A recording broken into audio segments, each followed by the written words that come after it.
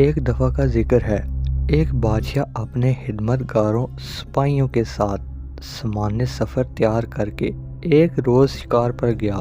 جب وہ پہاڑ کے دامن میں دوپہر کا کھانا کھانے دسترخوان پر بیٹھا تو ایک شاہین نے اچانک آ کر اس کے سامنے سے بنے ہوئے مرغ کو پلک جھپکتے ہی اٹھا لیا اور تیزی سے اڑتا ہوا چلا گیا۔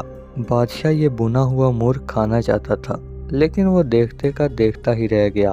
اس نے فوراً ہی اپنے سپاہیوں کو حکم دیا کہ گھوڑوں پر سوار ہو کر شاہین کا پیچھا کریں اور مرغ واپس لے کر آئیں۔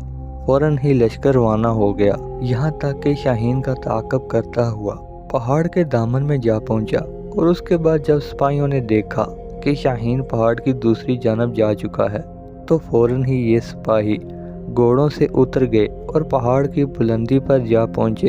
پہاڑ کی دوسری جانب پہنچنے کے بعد انہوں نے بڑا عجیب و غریب منظر دیکھا۔ ان کے سامنے ایک شخص تھا جس کے ہاتھ اور پاؤں بندھے ہوئے تھے اور وہ زمین پر پڑا ہوا تھا، اور بنا ہوا مرغ دسترخوان سے اٹھا کر لانے والا شاہین بڑے مزے سے اس شخص کی مہمان نوازی کر رہا تھا۔ وہ پرندہ اپنی چونچ سے گوشت نوچ نوچ کر اس شخص کے منہ میں ڈال رہا تھا، اور اس کے بعد وہ اڑا اور کہیں سے اپنی چونچ میں پانی بھر لایا۔ پھر اس نے یہ پانی بھی اس شخص کو پلا دیا۔ سپاہی اس شخص کے قریب پہنچے اور اس کے ہاتھ پاؤں کھول کر پوچھا کہ یہ کیا ماجرا ہے، تو اس نے سپاہیوں کا شکریہ ادا کرتے ہوئے بتایا، میں ایک تاجر ہوں، تجارت کے سلسلے میں اپنے مال و اسباب لے کر جا رہا تھا کہ اسی راستے میں ڈاکوؤں کا سامنا ہو گیا۔ وہ میرا مال و اسباب لوٹ کر لے گئے۔ وہ چاہتے تھے کہ مجھے قتل کر دیں، لیکن میں نے ان سے التجا کی کہ وہ مجھے جان سے نہ ماریں۔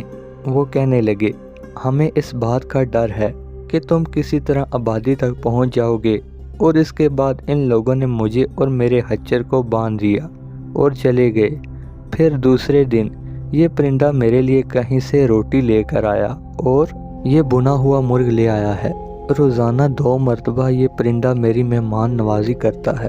لکھا ہے کہ بادشاہ کو جب اس بات کا علم ہوا تو اس کی زندگی میں انقلاب آ گیا۔ وہ کہنے لگا، افسوس ہے ہم پر کہ ہم ایسے خدا کی خدائی سے غافل رہے جو اس انداز سے اپنے بندوں کو رزق فراہم کرتا ہے اور اپنا نظام چلاتا ہے۔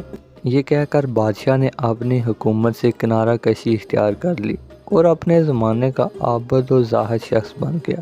تو یہ اسلامی مورل سٹوری ختم ہو چکی ہے۔